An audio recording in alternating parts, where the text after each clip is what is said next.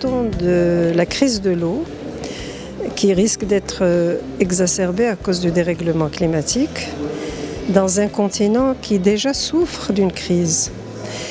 Et nous démontrons, parce qu'il y a eu des études documentées qui ont montré que l'une des causes des migrations, c'est l'eau. C'est la vulnérabilité environnementale. Donc nous faisons le lien entre ces trois concepts qui chacun en soi est d'une grande complexité. Pourquoi ? D'abord parce que on a attendu jusqu'à la 21e COP pour introduire dans les agendas des COP la question de l'eau. Alors que pour tous les pays et dans les INDC, la question de l'eau est prioritaire, et notamment dans toute l'Afrique et au-delà de l'Afrique. Mais nous travaillons particulièrement sur ce continent. La deuxième chose, c'est que ces migrants climatiques n'ont pas de statut. Il y a une convention de 51 sur les réfugiés qui n'inclut pas la migration, parce qu'à l'époque on ne parlait pas de migration ni de changement climatique. Et aujourd'hui, la convention sur les changements climatiques vient d'intégrer dans le débat la notion de migration. Donc en fait, nous interpellons la communauté internationale par rapport au statut de ces migrants, à leur reconnaissance, et on propose un projet de texte qui contient des principes qui pourraient être utilisés pour revenir et dire que finalement, il faut aussi, parce que la migration a pour cause l'eau et parce qu'elle a la crise de l'eau a pour cause des déplacements de population, comment attaquer cette crise pour maintenir les populations dans leur terroir. Un des éléments essentiels dans ce séminaire, me semble-t-il, est le lien qu'il fait entre la problématique de l'eau, qui est une problématique centrale, et une problématique qui commence à émerger, qui est celle des migrations climatiques. Nous savons par exemple que l'année dernière, pour la première fois dans l'histoire de l'humanité, les réfugiés climatiques ont été plus nombreux que les réfugiés dits politiques. Et que donc la question des migrations climatiques n'a pas été assez traitée à Marrakech comme durant la présidence marocaine de la COP. Nous voulons en faire une des thématiques aussi, une des priorités, à côté bien évidemment de problématiques comme le financement, l'eau, etc.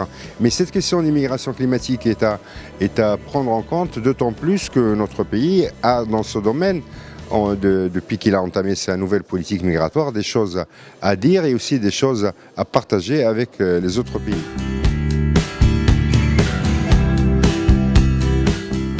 Cette rencontre qui teinte de la crise de l'eau, des changements climatiques et de la migration, tout est lié.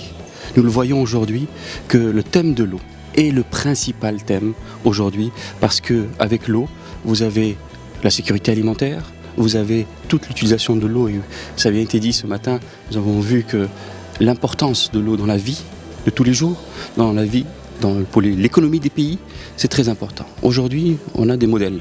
Notre pays a une gestion de l'eau depuis des siècles. Si vous voyez le logo de la COP22, c'est la Menara. Quelle image de la gestion de l'eau et l'histoire de la gestion de l'eau dans notre pays. Nous voyons aussi qu'il est possible d'avoir des approches, des politiques parce que nous n'avons plus le droit de gaspiller de l'eau. Parce que l'eau est une denrée rare, de plus en plus rare, et il faut absolument arrêter d'abord le gaspillage. Les technologies viennent, mais quand on parle de technologie, ce n'est pas parce que nous avons une technologie que nous allons exploiter la ressource sans tenir compte des générations futures. Nous l'avons vu dans certaines régions de notre pays, quand il y a eu du pompage excessif, on a changé des régions. Et il faut absolument être avec deux principes. On peut avoir des investissements, même des investissements privés dans la gestion de l'eau, avec un coût économique qui doit être acceptable pour les populations, et un autre volet, une vision dans la gestion des ressources, dans la durabilité de ces ressources, dans la préservation de la durabilité de ces ressources sur le moyen et sur le long terme.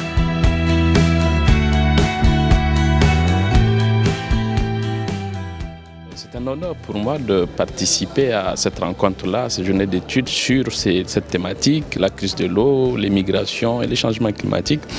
Alors, je ne suis pas un spécialiste des questions de l'eau, mais je suis un citoyen qui vit la réalité de la question. Je viens d'un pays qui a quand même une certaine caractéristique à la matière, c'est le Niger, dont les 2 tiers du territoire sont désertiques. C'est pour vous dire combien l'eau, ou la question de l'eau est importante. L'eau a une place importante. Vous avez d'ailleurs un anthropologue, un sociologue, ethnologue français, Marcel Griol, qui a écrit « Dieu d'eau » pour montrer l'importance de l'eau au cœur de la culture de cette ethnie. Donc l'eau suscite beaucoup de problèmes parce que l'Afrique connaît une avancée du désert. Il y a la désertification, il y a des pays comme le Mali, comme le Niger, la Mauritanie, qui souffrent de l'avancée du désert. Donc la crise d'eau s'est fait sentir. Vous avez peut-être entendu parler d'un grand nombre d'animaux qui sont morts, de troupeaux que les nomades ont perdu pour des problèmes d'eau. Donc l'eau, la question de l'eau est d'actualité. Je vais quand même parler un peu de la COP22.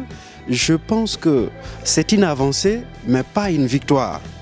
Parce que les grands subissent moins les effets de la dégradation de l'environnement. On parle beaucoup de changement climatique ou de dérèglement, mais à mon avis, il faudrait parler de la destruction de l'environnement.